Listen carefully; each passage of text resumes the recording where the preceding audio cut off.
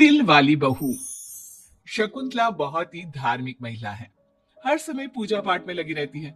वो कोई भी काम बिना शुभ मुहूर्त के नहीं करती है।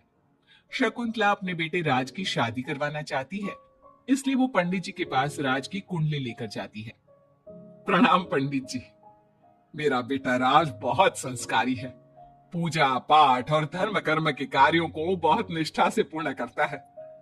मैं अपने बेटे की शादी कराना चाहती हूँ, इसलिए उसकी कुंडली ले आई हूँ। शकुंतला पंडित जी को कुंडली देते हुए कहती है और पंडित जी कुंडली को ध्यान से देखकर कहते हैं, बेटे, तेरे बेटे का उज्जवल भविष्य है। इसका गृहस्थ जीवन भी अच्छा रहेगा, परंतु परंतु क्या पंडित जी?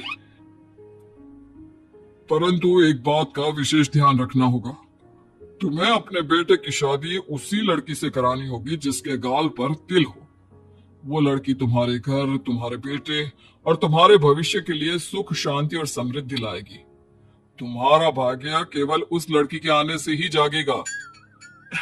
जी पंडित जी, मैं ऐसी ही बहू लाऊंगी जिसके गाल पर तिल हो।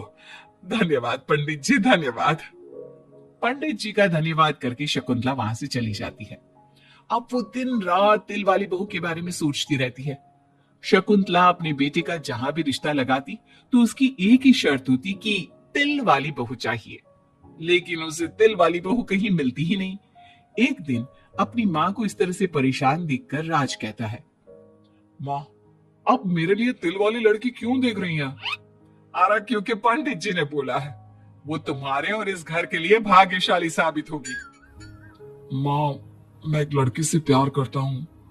आप मेरी शादी उस लड़की से करा दो ना। उसके गाल पर तिल होगा तभी मैं तुम्हारी शादी उससे कराऊंगी, नहीं तो भूल जाओ उस लड़की को।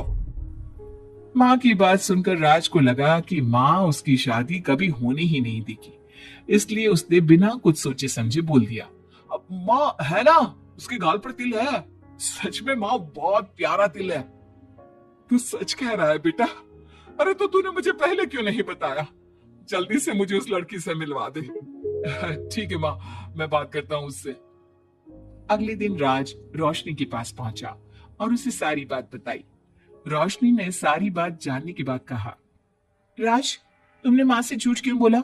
मेरे गाल पर कोई तिल नहीं है। अरे मेरे पास कोई और रास्ता नहीं था रोशनी। उस समय मुझे जो ठीक लगा मैंने किया। अगर मैं ऐसा नहीं बोलता तो माँ मेरी शादी किसी तिल वाली लड़की से करा देती। माँ से इसे झूठ बोलना ठीक नहीं है। माँ को कोई तिल वाली लड़की मिलती ही नहीं, तो माँ अपने आप तुम्हारी शादी मुझसे कराने के लिए तैयार हो जाती।